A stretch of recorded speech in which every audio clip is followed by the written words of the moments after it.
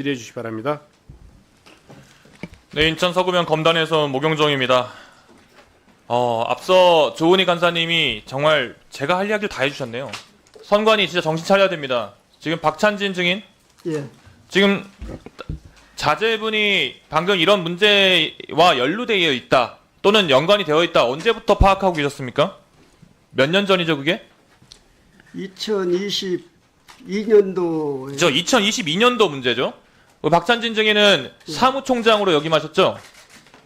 최종 사무총장 사무총장이셨죠? 사무총장 언제 임명되셨죠? 2022년 6월 9일자로 2022년 6월이죠. 예, 윤석열 정부와 함께 임기도 시작하셨네요. 그렇죠. 6월 9일날 임기 시작했습니다. 네. 그때 벌어졌던 일을 아직까지도 안고 있는 게 말이 됩니까? 선관위 도대체 뭐 하는 조직입니까? 박찬진 증인과 송범서 증인에 대해서 이야기할 내용들을 조은희 간사께서 말씀을 다 하셨으니까 제가 여기 없는 사람에 대해서 이야기를 좀 해야 되겠습니다. 김세환 사무총장, 전 김 총장인데 우리 후보자님, 예. 김세환 전 사무총장에 대한 내용도 알고 계십니까? 언론 보도 통화에서 아는 정도는 알고 있습니다. 우리 후보자께서는 법관으로 몇 년 근무하셨죠?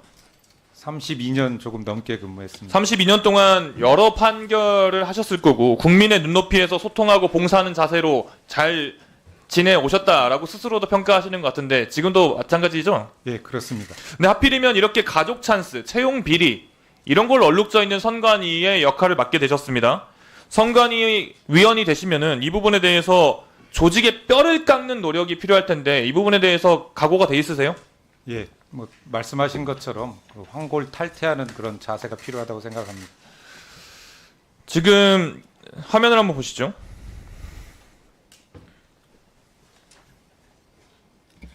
김세환이라는 사람이 사무차장으로 재직할 때 자녀가 강화군에 9급으로 임용이 됩니다.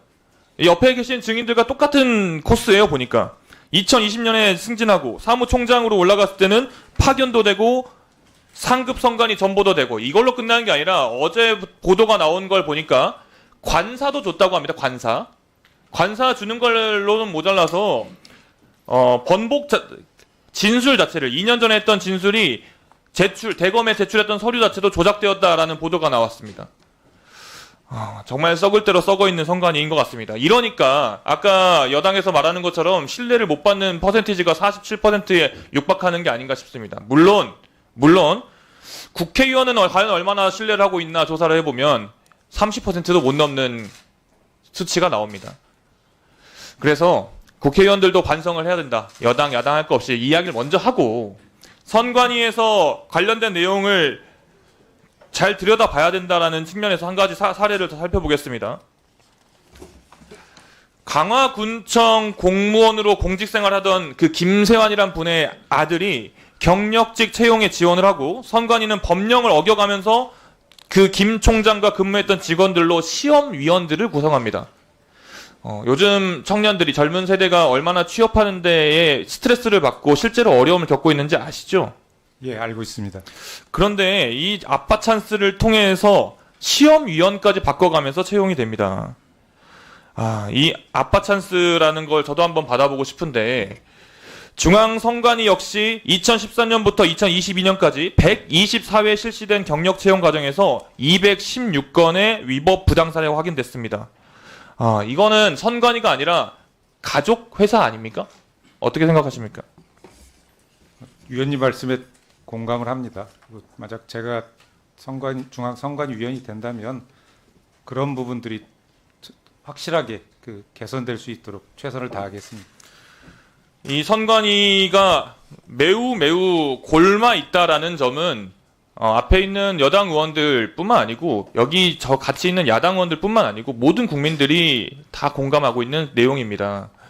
옆에 계신 우리 김용빈 사무총장님께서 뼈를 깎는 노력을 해주시겠다고 계속 약속은 하고 계십니다만은 여전히 국민들의 불신이 쌓여가고 있습니다. 그러다 보니 이게 정말 터무니없는 곳으로 불똥이 튀어가지고 이 선관위의 채용비리 이야기가 부정선거로까지 번지고 있는 거라고 저는 보입니다. 기존에 있는 이 조직 자체에 대한 신뢰도가 바닥으로 떨어지니까 이 조직에서 무슨 이야기를 하들 뭘 했다고 한들 믿지도 않고 신뢰를 안 하는 거 아니겠습니까? 후보자께서 선관위 위원이 되시면은 채용 비리를 뿌리 뽑고 그리고 이 국민들로부터의 신뢰를 회복해야 이 부정선거 같은 터무니없는 음모론으로부터 선관위가 자유로워질 것 같은데 이 부분에 대해서 한번 해주시죠. 채용 비리 문제는 뭐 절대 있어서는 안 되는 일이라고 생각하고요. 다만 채용 비리 문제와 그 부정선거 문제는 좀 별개의 문제라고 생각합니다. 어쨌든 양쪽이 다 문제가 없도록 최선을 다하겠습니다. 정답을 잘 말해주신 것 같습니다. 부정선거와 채용 비리는 분명히 뿌리 뽑아야 되고 있어서는 안 될 일이다. 동시에 부정선거라고 말하는 그 주장의 근거가 여기 있는 선관위의 문제, 조직적인 문제, 채용 비리라는 문제가 근거가 되기에는 너무나도 논리적 비약이 심하다라는 점을 짚어야 되겠습니다. 지금 국민의힘 의원님들께서는 여러 가지 부실 선거라고 이야기까지 하시면서 이 부정선거에서 조금 수그러드는 우회하는 표현도 쓰시는 것 같은데요. 그 근거로 드는 내용들 자체를 이 선관위 흔들기에 써서는 안 된다고 생각합니다. 선관위 역시 우리 모든 선거의 근간이 되는 기관 아니겠습니까? 우리 후보자, 지금 현재 선관위의 슬로건이 뭔지 아세요? 그거는 잘 모르겠습니다. 아름다운 선거, 행복한 대한민국입니다. 선관위가 이 선거 자체에 대해서 그리고 선거를 치르는 과정에서 본인들의 조직 관리를 어떻게 하느냐에 따라서 진짜 행복한 대한민국을 만들 수도 있고 지금처럼 나라가 두 동강 나가지고 정말 말도 안 되는 이야기에 사람들이 정말 격한 표현으로 세뇌당해가지고 모두가 서로를 멸시하고 서로를 공격하는 그런 상황을 만들어 주범 중에 한 명이라 생각합니다. 선관위 뼈저리게 반성하시고 예, 잘 명심하겠습니다. 네, 수고하셨습니다. 다음은 김성애 의원님 질의해 주시기 바랍니다. 네, 경기도 고양시가 김성애입니다. 박찬진 사무총장, 송봉섭 차장 지금 사표를 내는 게